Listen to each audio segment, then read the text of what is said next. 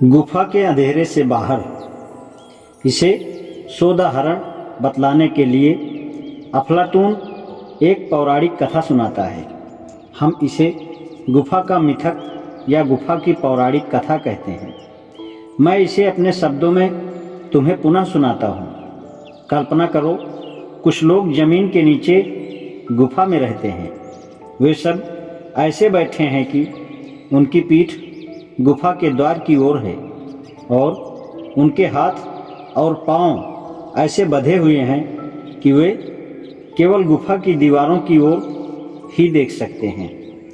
उनके पीछे एक ऊंची दीवार है और उस दीवार के पीछे मनुष्य जैसे प्राणी चलते हैं और वे दीवार के ऊपर वाले भाग पर विभिन्न प्रकार की आकृतियां लिए घूम रहे हैं।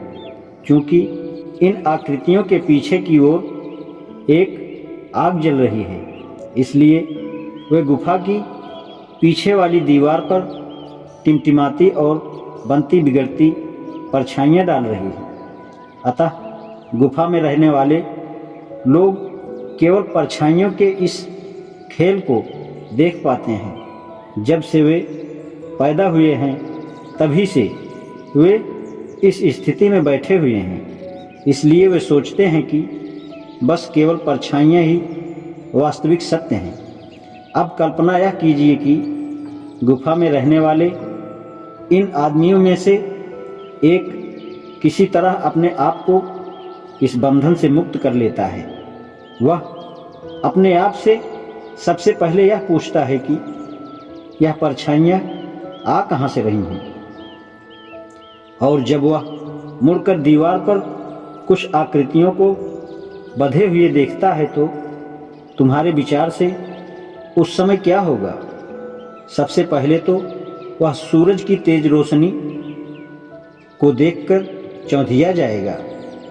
वह आकृतियों की स्पष्टता से भी चमत्कृत होगा, क्योंकि उसने अभी तक केवल उनकी परछाइयाँ ही देखी थी।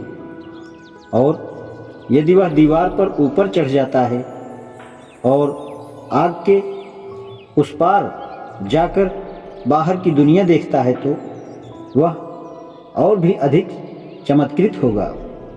किंतु अपनी आँखें मलने के बाद वह हर चीज़ की सुंदरता देखकर मुग्ध हो जाएगा। जीवन में वह पहली बार रंग और साफ शरीर तथा शक्लें देख रहा है। वह वास्तव में वे जानवर और फूल देखेगा जिनकी अभी तक वह महज हल्की छायाएं ही देख रहा था। किंतु अभी भी वह अपने आप से पूछेगा ये जानकर, और फूल आए कहाँ से?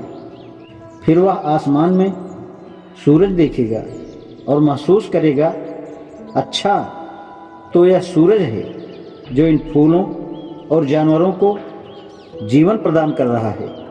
उसी तरह जैसे आग की वजह से छायाएं दिख रही थी। खुशी से भरा यह कंदरा में रहने वाला नाचता फुदकता हुआ सारे में प्रकृति में घूमता फिरेगा और अभी हाल ही में पाई आज़ादी में आनंद लेगा।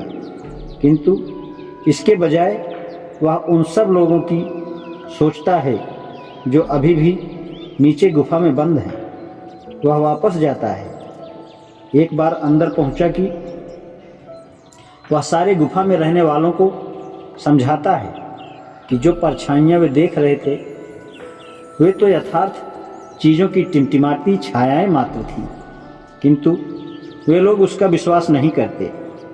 वे गुफा की दीवार की ओर इशारा करते हैं और कहते हैं कि जो कुछ भी है वह बस यही है। आखिर में वे उसे मार डालते हैं।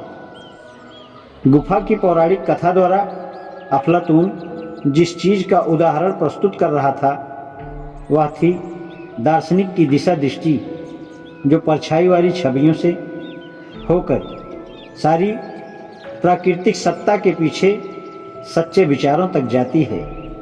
वह संभवतः सुकरात की बात भी सोच रहा था, जिसे कंदरा निवासियों ने मार डाला, क्योंकि उसने उनके परिपाटी वाले विचारों को उलट पुलट दिया था और उसने उनके मार्ग को सच्ची अंतर्दृष्टि के प्रकाश से ज्योतित करने का प्रयास किया था। गुफा की पौराणिक कथा सुकरात की हिम्मत दिखलाती है और साथ ही उसका वक्तृत्व कला संबंधी उत्तरदायित्व भाव भी। अफलातून का मुख्य बिंदु यह दर्शाना था कि गुफा के अंधेरे और परछाइयों का गुफा के उस पार की दुनिया के साथ एक रिश्ता है जो प्राकृतिक दुनिया के रूपाकारों और विचार जगत के रिश्ते के समकक्ष है। वह यह तो नहीं कहना चाहता था कि प्राकृतिक जगत अंधेरे और नीरस हैं, अपितु यह कि विचारों की स्पष्टता की तुलना में यह अंधेरे और नीरसता से भरा हुआ है। एक भूदृश्य का सुंदर चित्र भी अंधेरा भरा या नीरस नहीं होता, किंतु यह केवल एक चित्र है।